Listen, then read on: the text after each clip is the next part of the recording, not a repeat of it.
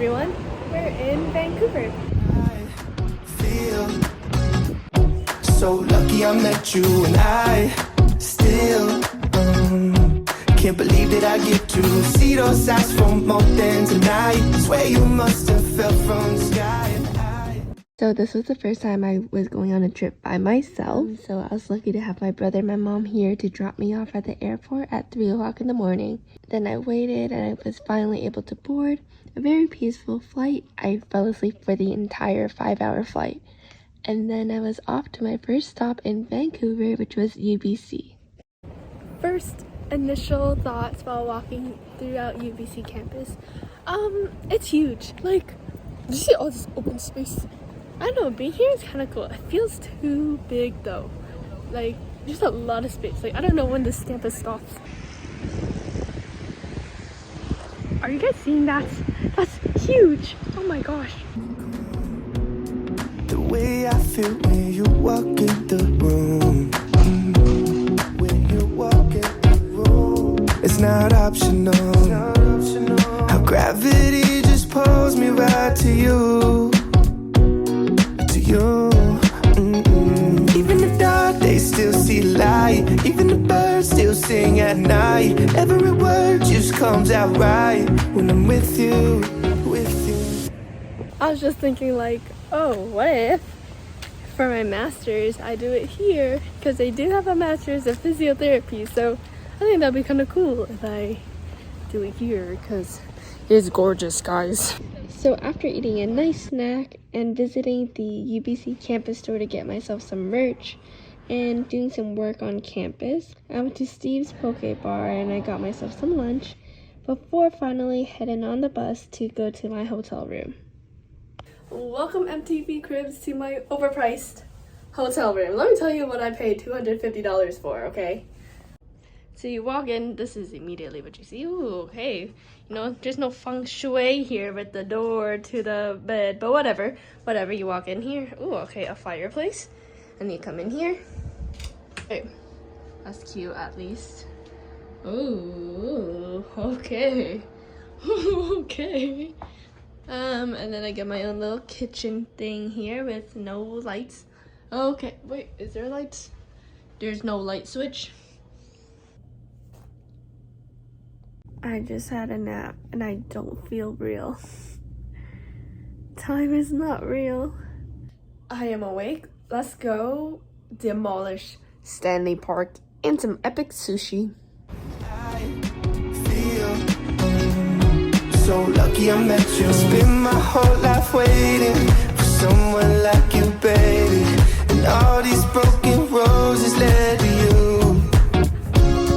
Spend my whole life waiting for someone like you, baby. And all these broken roses led to you. I feel so lucky I met you, and I still can't believe that I get to see those eyes for more than tonight. Swear you must have fell from the sky, and I feel so lucky I met you.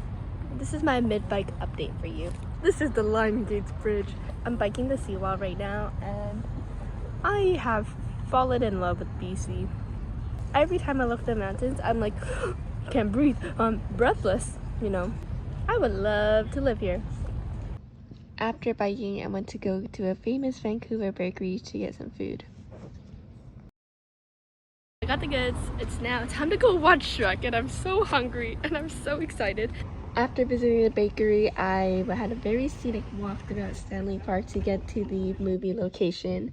But the most scenic thing was actually my back sweat stain from biking so much. But other than that, I was able to find a spot to put my blanket down and get ready for the movie. I ate my dinner. I had the sushi from earlier, as well as the blueberry mousse cake from the bakery. Of course, they had to play All Stars if we were watching Shrek.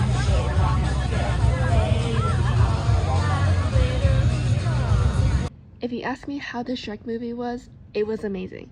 It was, the vibes were there, everyone was singing the songs, and especially watching it under the stars. It helped me get so emotional at the very end of the movie, but it was a great experience. Then I went home, went to sleep, and the next thing I knew, I was on the bus ready for day 2 early in the morning. Let me tell you, I went back to that bakery for breakfast and I got this croissant sandwich type of thing. It was the best sandwich I've ever had in my life. I made sure to eat a big lunch because we had really big plans to go hiking today. So I googled the most highly reviewed hiking trail and went down to the Deep Cove to go to see it. Do you guys see that view? Yeah, I'm gonna live here.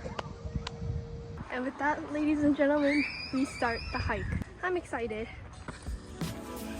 We'll keep on pushing anyways.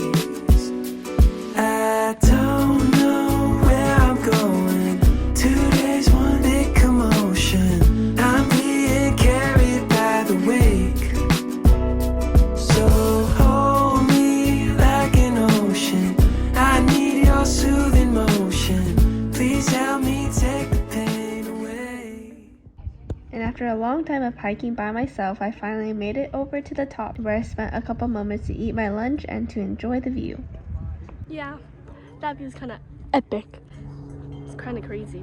It's really hot up here and there's a lot of people, but they are really nice and they help me take photos, so it works out.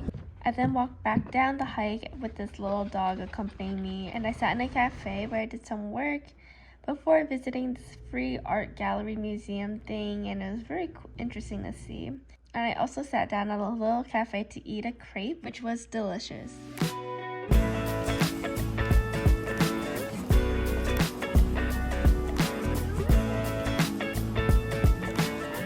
As for the last item on my agenda, I finally went to another cafe where I sat down and I did some work.